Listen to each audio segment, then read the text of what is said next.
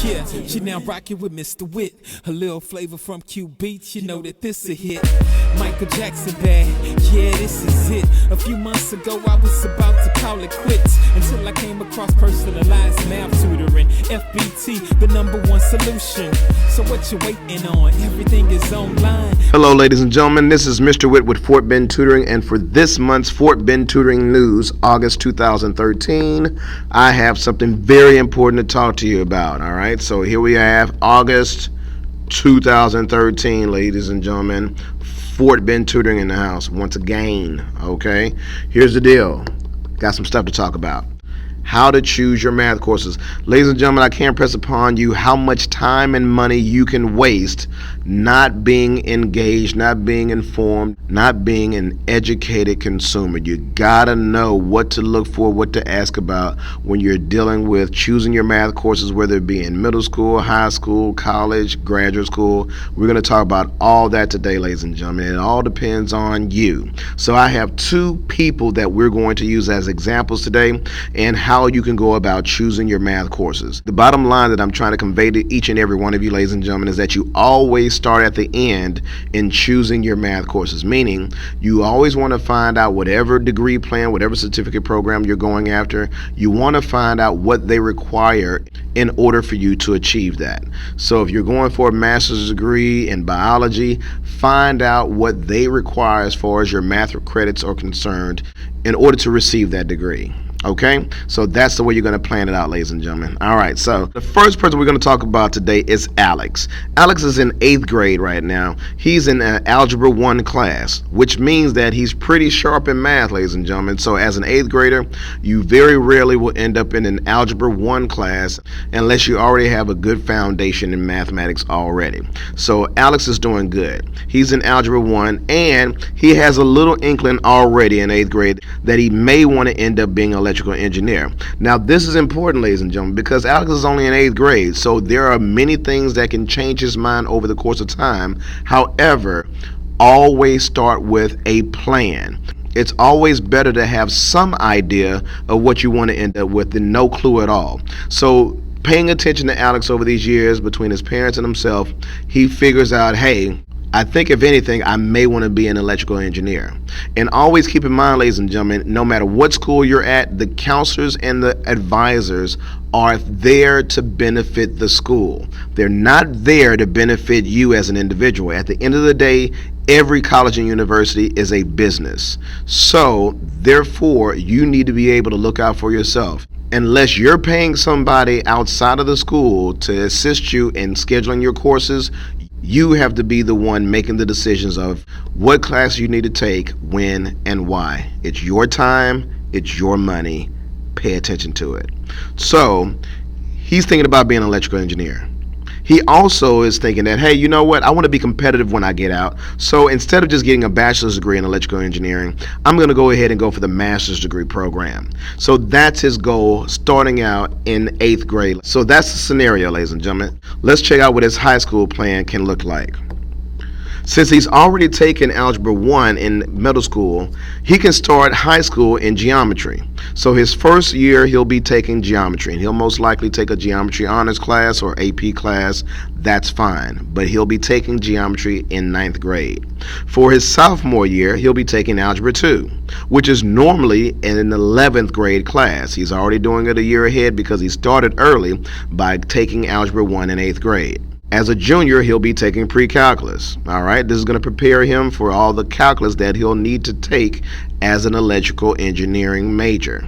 Finally, he'll be finishing up as a senior in Cal 1. Not only is Calculus 1 important for him as a senior, because as an electrical engineer, he'll be having to take all Cal classes, but in addition to that, he'll have to take a physics class which uses calculus within it. So there's two different physics that you can take in college, ladies and gentlemen. One has calculus in it, the other one does not. So computer science majors, math majors, as well as engineers and people in those like sciences, they'll take a physics class that is calculus enriched. It has calculus all throughout the class. So by him taking calculus as a senior, he's already preparing himself for those classes that he'll need to take as he encounters his college major programs. All right, so that's high school. Let's check out his bachelor's degree.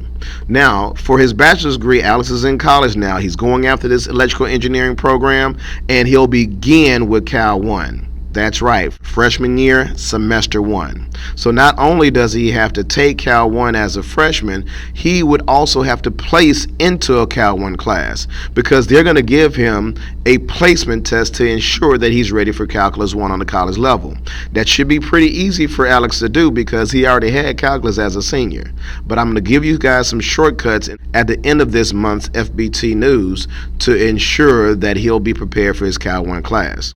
Then from there, his spring semester of his freshman year, he'll be taking Calculus 2, and then going into his sophomore year, he's already looking at Calculus 3, and then he'll be taking Calculus for Engineering, as well as a whole lot of other math classes, ladies and gentlemen. So all of this is going to prepare him for graduating as an electrical engineer, as well as preparing him mathematically for his graduate program. So once again, make sure that you're working backwards when you're planning out your math classes. Always start at the end result. Hey, this is what I want to end up as. This is the degree I want to end up with. And you want to work backwards as far as the math requirements so that you know all the way back into middle school what math classes you should be taking. All right. Thanks a lot, Alex.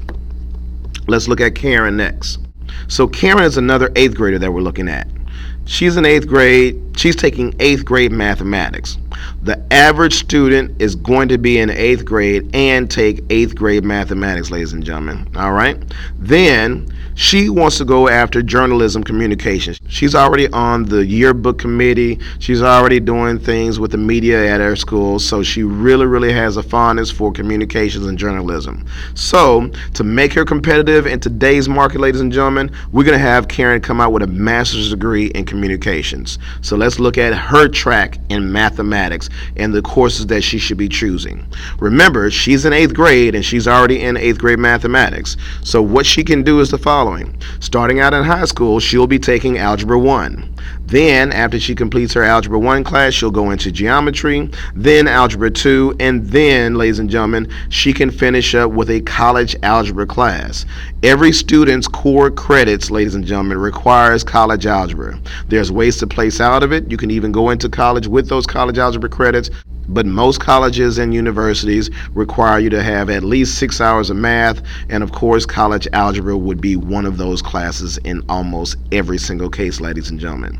So that's what Karen will be taking in high school. And one more thing about the college algebra class, there are some cases, ladies and gentlemen, that this college algebra class will be dual credit, meaning that she would get high school credit for taking this class as well as college credit. But you always want to verify that with the college that you're going to transfer into, ladies and gentlemen. So whether that be from your undergraduate program to a graduate program or from high school to college, if you're going to be doing college level credit courses, make sure that they transfer into the school. All right. Otherwise, you may take them as a personal enrichment class just to prepare you for it. But one thing's for sure, it'll save you time and money if you ensure that it's a dual credit course. So look into talking to your school representatives about dual credit courses if you are in middle school or high school and you want to make sure that those credit hours will transfer into the college or university that you're going to go to. All right, let's look at Karen's years in college. All right, so in college, ladies and gentlemen, she'll definitely have to have at least 6 hours of college. And so she'll start out with a college algebra class and she'll need another 3 hours of class. So what I suggest is, since you most likely will have to encounter numbers in some form or fashion while she's doing her career as a journalist, she'll definitely at least want to have an idea about finite mathematics, which is a class that deals with some business concepts as well as matrices and dealing with statistics. It wraps it all into one in finite mathematics, and it's a good class for a non-science major to have, especially if they're going to be dealing with business and communication in this case. So in addition to that, she'll need a statistics class, and she probably can wrap up with a statistics 2 class. Once again, being able to to evaluate and discuss numbers in relation to one another. That's going to be a good skill for her to have, especially in her career going forward as a master's degree level communication person. All right, so these are just some suggestions, ladies and gentlemen, but the bottom line, this is how you would attack planning out math courses when you're in middle school, high school, college, and for your graduate program that you may be entering into. Keep those things in mind. It all depends on what your major is asking for and how prepared you want to be in each of those classes. All right, so now I got some bonus things for you. Shortcuts. How can you get through all these classes a lot quicker, a lot cheaper, and with a lot less time? All right, number one is dual credit courses. When you're dealing with dual credit courses, ladies and gentlemen, that means that you're in high school and you're getting your high school credits out the way at the same time that you're earning college credits. This is going to save you hundreds, if not thousands of dollars, as well as your time, ladies and gentlemen, which is finite, by the way. You have a limited amount of time here on earth. You want to maximize it in every way. So dual credit courses are amazing, all right, on a whole lot of different levels. So dual credit courses is a way to shortcut all of those things that you saw thus far. Then the CLEP exam, ladies and gentlemen. The CLEP exam allows for a person to get college credit courses even if they haven't attended a college class. So all you have to do is just test out of the class. Well, how do you do that? The easiest way to go about doing that, ladies and gentlemen, is while you're in high school. For instance, once you finish with Algebra 2, ladies and gentlemen, you should be able to pass a college algebra CLEP exam.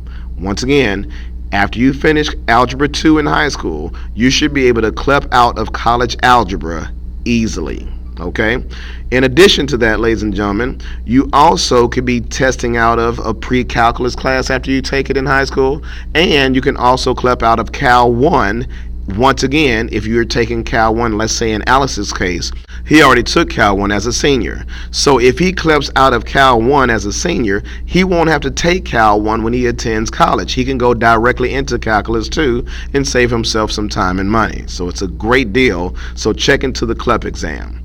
Number 3 is summer school. A lot of times, ladies and gentlemen, people are only thinking about summer school if they had to make up a failed course. Well, don't let that be you.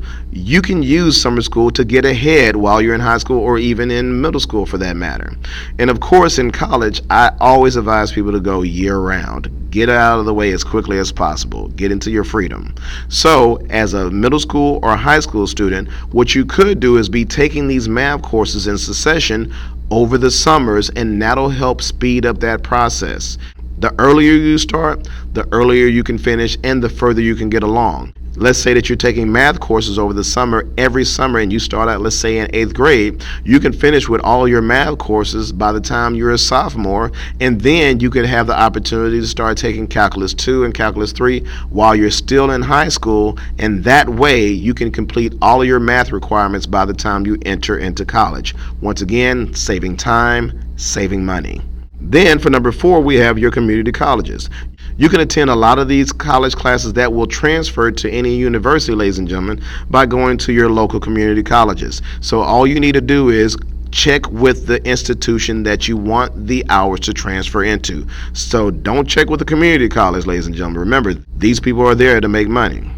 You want to check with the university you want to accept the credits. You want to ask them, hey, does this community college, do the credits from this place transfer into your school? All right, that's how you want to verify that you're not wasting your time and money by taking courses at other schools. All right, so ladies and gentlemen, this is Mr. Witt with Fort Bend Tutoring. Peace. So what you waiting on? Everything is online. Just hit the website. They even got FaceTime. Subscribe to the YouTube. Request the video. Watch your math skills go from alright to incredible. They got math, got algebra, got geometry. Pre-cal calculus, can't forget trigonometry.